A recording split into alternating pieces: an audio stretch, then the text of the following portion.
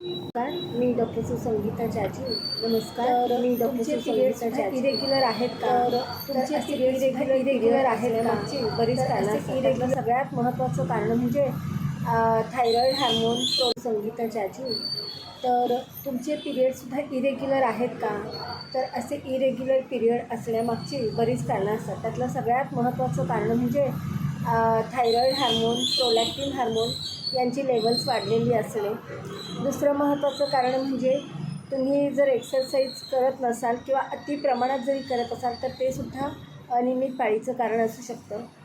तिसरी महत्त्वाची गोष्ट म्हणजे तुम्ही काही इतर सायकॅट्रीची किंवा इतर काही औषधं तुम्हाला चालू असतील तर त्या गोष्टीमुळे सुद्धा पिरियड थोडंसं इरेग्युलर येण्यास कारणीभूत असू शकतात.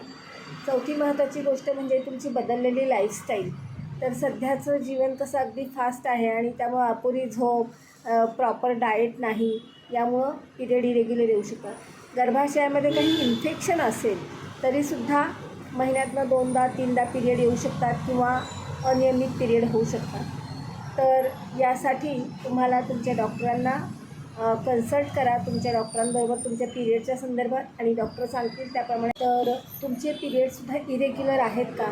तर असे इरेग्युलर पिरियड असण्यामागची बरीच कारणं असतात. त्यातलं सगळ्यात महत्त्वाचं कारण म्हणजे थायरॉईड हार्मोन, प्रोलॅक्टिन हार्मोन यांची लेवल्स वाढलेली असणे.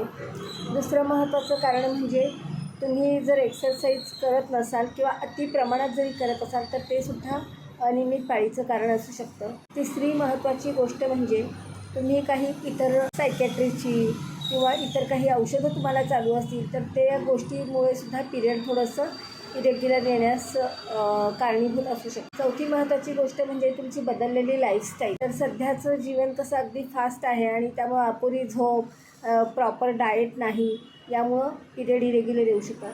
गर्भाशयामध्ये काही इन्फेक्शन असेल तरीसुद्धा महिन्यातनं 2दा-3दा पिरियड येऊ शकतात किंवा अनियमित पिरियड होऊ शकतं. तर यासाठी तुम्हाला तुमच्या डॉक्टरांना कन्सल्ट करा. तुमच्या डॉक्टरांबरोबर तुमच्या पिरियडच्या संदर्भात आणि डॉक्टर सांगतील त्याप्रमाणे हार्मोनल टेस्ट, सोनोग्राफी एकदा करून घ्या. म्हणजे मग आपल्याला बरोबर इव्हॅल्युएशन करता येईल. धन्यवाद.